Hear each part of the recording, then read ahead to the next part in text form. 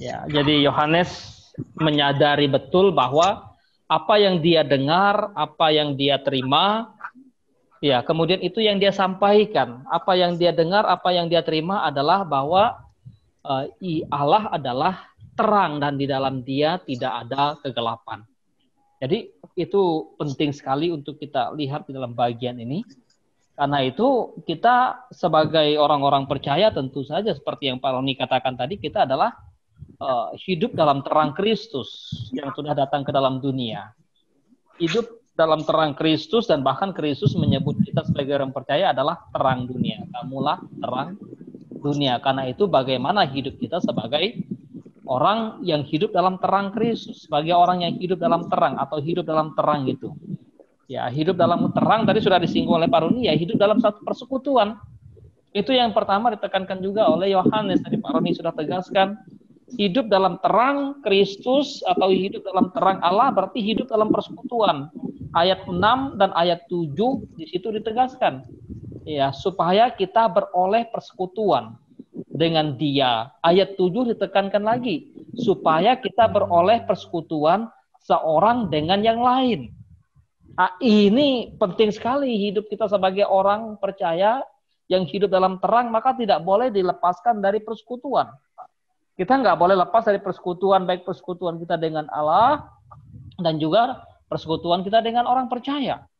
Karena untuk itulah kita dipanggil untuk bersekutu.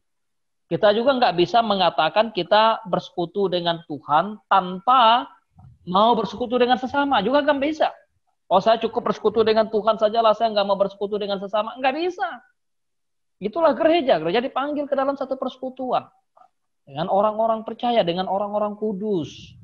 Atau sebaliknya, ya udah saya persekutuan aja dengan sesama manusia, saya nggak mau persekutuan dengan Tuhan. Salah juga. Walaupun orang sekarang banyak mengatasnamakan kita persekutuan sebagai orang Kristen. Tapi seringkali persekutuan itu dibangun atas dasar misalnya ya emosi, atas dasar apa? Ya, motivasi-motivasi tertentu. Nggak bisa, gereja harus mendasarkan bahwa pertama, kita dipanggil karena kita dipersekutukan dengan Tuhan. Atas dasar itu baru kita bersekutu dengan orang percaya. Tidak hanya itu, hidup dalam terang, saya lihat di dalam bagian ini adalah, maka ya, hidup melakukan kebenaran atau tidak berdusta. Kalau orang tadi sudah Pak Roni sampaikan, kalau orang hidup dalam terang itu ya, maka terang itu adalah yang benar itu, maka Allah sebagai terang adalah yang benar, maka hidup orang percaya adalah hidup melakukan kebenaran.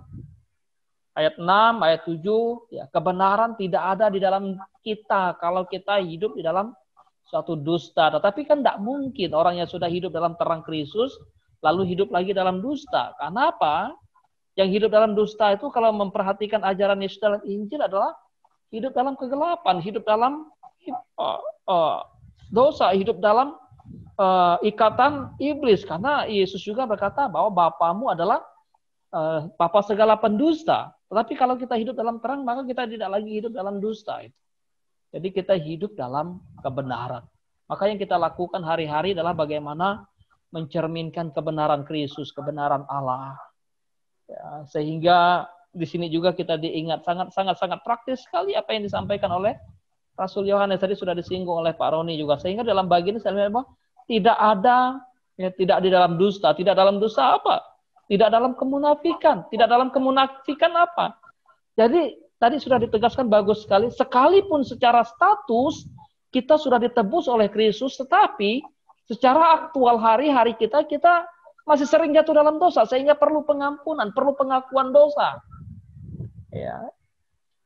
Oleh sebab itu, kalau Yohanes mengatakan, kalau kita mengatakan bahwa kita tidak berdosa, kita menipu diri. Kita tidak lepas daripada yang namanya ya jatuh dalam dosa, kadang dosa pikiran, dosa perkataan, dosa kelakuan, dan sebagainya. Karena itu kalau orang berkata bahwa oh saya tidak berdosa, saya kan murid Kristus, salah. Karena itu kita perlu pengakuan dosa ketika kita ibadah.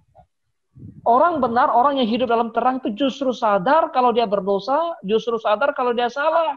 Oh saya salah ya Tuhan, saya minta ampun, saya minta maaf ya saya salah. Bukan sebaliknya, ketika berdosa, orang munafik tidak menyadari kalau dia berdosa, dia pikir selalu benar. Allah. Yohanes justru mengingatkan kita.